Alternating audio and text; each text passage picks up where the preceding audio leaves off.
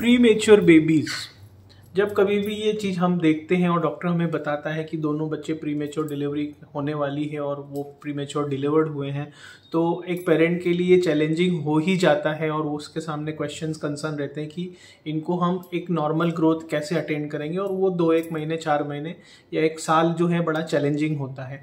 आज बात करेंगे कि प्रीमेच्योर बेबीज में कैसे अर्ली चाइल्डहुड कैरीज के इंसिडेंट्स हैं, क्या क्या रिस्क फैक्टर्स हैं, क्या क्या वो चीज़ें हैं जो हमें ध्यान देनी चाहिए। आज हम बात करेंगे पेरेंट्स वो क्या क्या बातें ध्यान दें जिनकी वजह से प्रीमेच्योर बेबीज में या लो बर्थ वेट बेबीज में कैविटीज होने के चांसेस कम से कम रहें।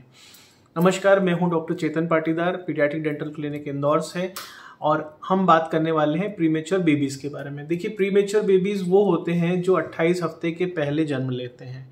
ऐसे बच्चे जो कि समय से पहले आ जाते हैं, उनके रिफ्लेक्सेस या उनकी मसल या उनका बॉडी वेट इतने अच्छे से डेवलप नहीं होता है कि वो बाहर के एनवायरनमेंट में आने वाले फंक्शंस को अच्छे से परफॉर्म कर पाए। से फॉर एग्जांपल, एक प्रीमेच्योर बेबी है जो कि 1500 ग्राम से कम है, डिलीवर होता है, उसे एनआईसीयू में शिफ्ट किया जाता है, वहाँ पे उसको फीडिंग नहीं मिलती। तो ये भी एक सबसे बड़ा चैलेंज है कि ऐसे ब्रेस्ट फीडिंग सपोर्टिव एनआईसीयूज हमारे पास बहुत कम है। ऐसे चैलेंजेस भी देखने को मिलते हैं जबकि ब्रेस्ट फीडिंग को नहीं दिया जाता है। तो ऐसे में पेरेंट्स को चाहिए कि मदर को सपोर्ट दें, उनके ब्रेस्ट फीडिंग, उनके लैक्टेशन को बनाए रखें। उसको हम कैसे कर सकते हैं? सबसे पहले हमें करना है कि हम उसको सेल्फ एक्सप्रेशन करके भी मिल्क को एक्सप्रेस कर सकते हैं। इस मिल्क को कलेक्ट करके हम बेबी तक दे सकते हैं। अगर बेबी सक करने के लिए रेडी है तो हम कंगारू मदर केयर के साथ एनआईसीयू में भी मदर को लेके और उसको चेस्ट पे रख के उसके ब्रेस्ट फीडिंग को स्टैब्लिश कर सकते हैं। अगर वो नहीं कर पा रहा है, बच्चे में इतनी पावर नहीं है कि वो सक करे, उसकी मसल्स इतने अच्छे से डेवलप नहीं हुई है, तो एटलीस्ट हम मदर मिल्क, एक्सप्रेस्ड मिल्क को एनआईसीयू तक पहुंचाएं और वहां पे उसे हम नेजल इंट्यूबेशन अगर किया गया है तो उसके थ्रू, या फिर हम उसे ड्रिप टेक्निक से हम उसको दे दें, या फिर उसको हम पिलाना शुरू करें। उससे 2-3 चीज़ें होंगी, क्योंकि ब्रेस्ट फीड जो है वो सबसे इंपॉर्टेंट होता है। ब्रेस्ट फीडिंग बच्चे बहुत अच्छे से वेट गेन करते हैं और इसका हम डेंटल पार्ट पे भी रिलेशन है, क्योंकि जब बच्चा अच्छे से इम्यूनिटी डेवलप करेगा, उसके मुंह के अंदर की माइक्रोबायोटा बहुत अच्छे से डेवलप होगा, तो उसको कैविटीज होने के खतरे भी कम रहेंगे। अब बात करते हैं एनेमल पोरोसिटी, जो कि एक बहुत ही मुख्य कारण उभर के आया है पिछले रिसर्चेस में। हालांकि 1-2 साल के जो हम नए रिसर्चेस देखते हैं, इसके पहले हम देखते थे कि ज़्यादा मीठा खाने से या चॉकलेट खाने से कैविटीज होती है, लेकिन चूंकि अभी बहुत कुछ हम देखने, अलग अलग चीज़ें देखने को मिलती, तो एनेमल पोरोसिटी एक बहुत बड़ा कारण है। एनेमल मतलब कि जो दांत के ऊपर की वाइट लेयर होती है, उसकी जब अच्छे से मैच्योरेशन ना हो तो हमें क्या क्या दिक्कतें आती हैं, क्योंकि अगर वैसी पोरस सरफेस रहेगी तो उसमें कैविटीज बहुत जल्दी से बनेंगी। तो ये 2 चैलेंजेस हैं। अब बात आती है कि कई बार उसके बच्चे को एनआईसीयू में या जैसे डिलीवर शिफ्ट होता है तो एक गैप हो जाता है, उस वजह से मदर का भी एक्सप्रेशन ऑफ मिल्क या सिक्रीशन ऑफ मिल्क डिमिनिश हो जाता है, क्योंकि ये 7 दिन का खेल होता है। अगर बच्चा सक नहीं कर रहा है तो मदर को भी कोई सिग्नल नहीं जाता है, प्रोलैक्टिन का सिक्रीशन कम हो जाता है और हमारी मिल्क भी ड्राई अप होना शुरू हो जाता है।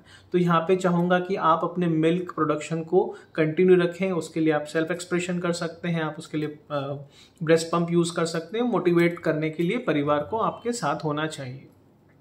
जैसे ही बच्चा डिलीवर होता है, आप जल्दी से ब्रेस्ट फीडिंग पे शिफ्ट हो जाइए। अच्छी एनआईसीयूज में कंगारू केयर देके ब्रेस्ट फीडिंग को सपोर्ट किया जाता है, और उसके बाद जब हम आगे बढ़ते हैं तो हमारे लिए ब्रेस्ट फीडिंग को एस्टेब्लिश्ड हो जाती है। ब्रेस्ट फीडिंग से हम क्या क्या चीज़ें अवॉइड कर सकते हैं? हम बॉटल फीडिंग को अवॉइड कर सकते हैं, ठीक है। हम टॉप फीड, जो हमारा डिब्बा बंद या पाउडर जो आता है मिल्क, उसको अवॉइड कर सकते हैं, क्योंकि जब बॉटल फीड हम देंगे तो हम वो एक नॉन फिजियोलॉजिकल प्रोसेस है, वो सिर्फ और सिर्फ एक ड्रेन हो रहा है बॉटल के निप्पल से, और बच्चा उसे सिर्फ और सिर्फ स्वेलो कर रहा है। यहाँ पे सक वाली एक्शन नहीं होती, और सक वाली एक्शन नहीं होती तो हमारा सकलिंग रिफ्लेक्स है वो भी हमारा डिमिनिश हो जाता है 4 महीने के आसपास।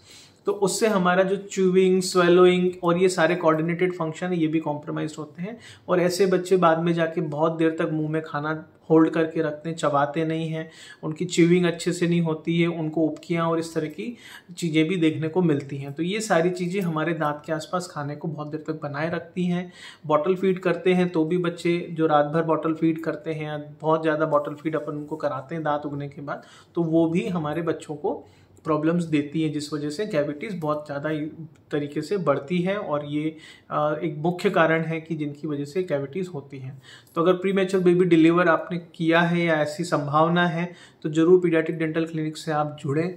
सिंपल सी बातों को डिस्कस करके day to day, weekly by weekly हम उसको एनालिसिस करके आपको पूरा सपोर्ट करेंगे कि आप कैसे ब्रेस्ट फीडिंग को भी सपोर्ट करते हैं और उसको कैसे हम बॉटल फीड अवॉइड करके, और अगर बॉटल फीड देना भी पड़ रहा है कि बुरी सी बुरी स्थिति में, तो क्या क्या हम वो रेजिमेंट कर सकते हैं जिसकी वजह से आगे जाके बच्चे को कैविटीज़ ना हो। नमस्कार।